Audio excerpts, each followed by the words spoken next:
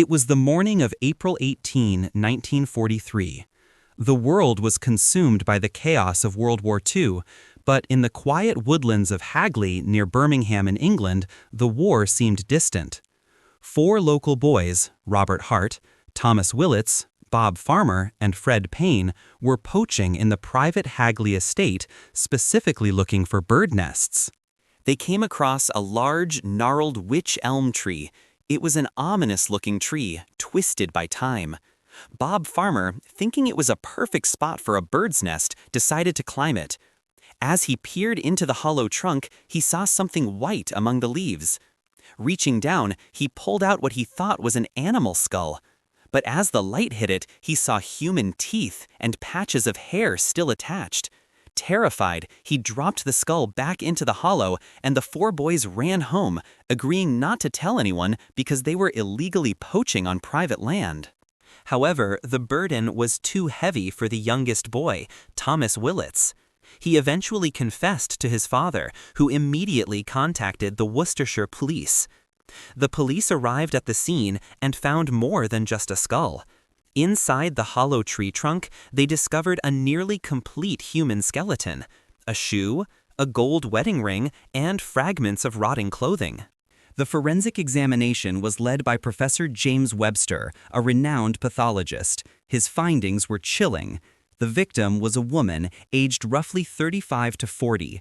She had been dead for at least 18 months, placing her murder around October 1941. But the most disturbing detail was found in her mouth. A piece of taffeta cloth had been stuffed deep inside her throat. Professor Webster concluded that she had been suffocated and placed inside the tree while her body was still warm and pliable, as the opening of the tree was too narrow to fit a stiff corpse. One of her hands had been severed and buried separately near the tree. The police checked dental records and missing person reports from all over the UK, but no match was found. The war had displaced so many people that tracking a single woman seemed impossible. The case began to go cold. Then, around Christmas 1943, mysterious graffiti began to appear in the area. Someone had painted on a wall in nearby Old Hill, "Who put Lubella down the wych elm?" Shortly after, more consistent messages appeared on the Wychbury obelisk and other walls. "Who put Bella in the wych elm?" The writer seemed to know details only the killer or the police would know. They gave the unknown woman a name, Bella. The police tried desperately to find the graffiti artist, hoping they held the key to the mystery, but they were never caught. The legend of Bella was born, and the question haunted the town for decades. Years later, a compelling theory emerged involving espionage. In 1953, a writer named Wilfred Byford Jones received a letter from a person signing themselves as Anna. Anna claimed that Bella was actually a German spy, part of a Nazi espionage ring operating in the Midlands to target industrial factories. This theory pointed to a real German spy named Josef Jakobs, the last man to be executed in the Tower of London on August 15, 1941. When Jakobs was captured, he was carrying a photo of a woman.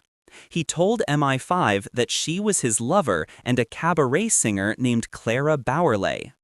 Clara Bauerle was a German singer who had indeed spent time in Birmingham before the war. She possessed a distinctive dental irregularity that matched Bella's skull. Furthermore, Clara disappeared from public record around late 1941, the same time Professor Webster estimated Bella died. Many believe Clara was Bella, parachuted into England, failed her mission, and was executed by her own contacts or British intelligence. Una Mossop came forward in 1953 with a disturbing story about her ex-husband, Jack. He confessed that in 1941, while drinking with a Dutchman, Van Ralt, they met a woman who became extremely drunk. She fell unconscious in the car, and Van Ralt decided to hide her in the woods.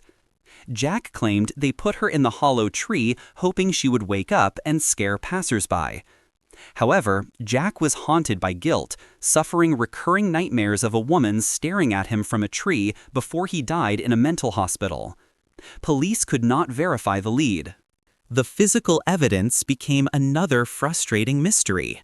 Bella's skeleton, sent to Birmingham University for study, vanished by the late 1960s or early 70s. When researchers sought to use modern DNA testing, the bones were lost. The White Elm no longer stands, but the haunting graffiti, "Who put Bella in the White Elm?" still reappears on the Wychbury obelisk. The truth remains elusive. Was she a Nazi spy, a victim of a drunk argument, or someone else? Without her body, her story is forever trapped.